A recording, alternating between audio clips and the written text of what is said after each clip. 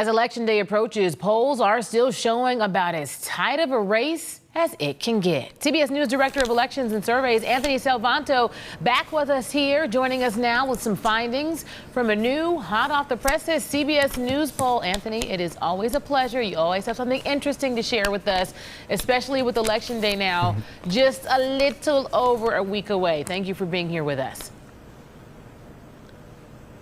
Indeed. Well, you said tight, close. We're sort of running out of words to describe this. Hasn't moved a whole lot over the last few weeks and months. But look, it's +1 nationally. Harris in our latest poll. It is exactly even across the battlegrounds. Remind everyone, this is an electoral college contest, and those closest states are all even. Folks by now might know them by heart, right? Got your Arizona, Georgia, Nevada, North Carolina. All of that in our estimates are within the margin of error. Michigan, Pennsylvania, Wisconsin. I've been saying this for a while. It looks increasingly the case. This comes down to turnout, to who decides to vote, to who decides not to vote. That's what's going to swing this. Almost no one is undecided at this point. That's what's going to swing this race. Now, Anthony, speaking of who votes and who doesn't vote, let's look at that gender gap, right? We've had both candidates really lean in terms of getting the male vote, the female vote, the different issues. How does the gender gap shape the race and views of the candidates?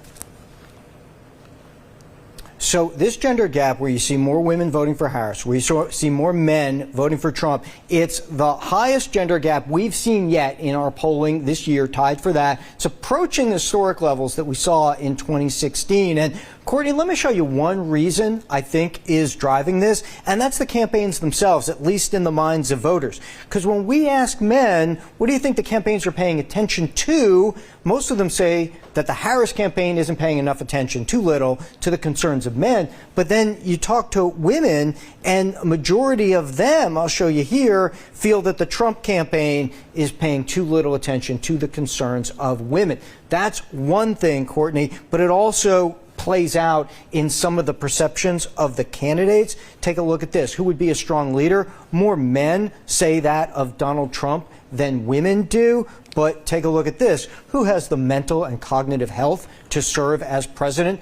Thing we've been tracking throughout the campaign. You get a big gap between women and men. More women now saying it's only Kamala Harris that has the mental and cognitive health to serve. So that's how the gender gap and those breaks come out in perceptions of the candidates as well, Courtney. Anthony, thank you for that breakdown. And I just want to hop back into a little conversation about the battleground states here. We've been hearing a lot about those over this election cycle. New Hampshire also up there in terms of potentially making that impact. It was pretty close in the last presidential election. Can you show us how you will be watching the New Hampshire area on election night as those results come in?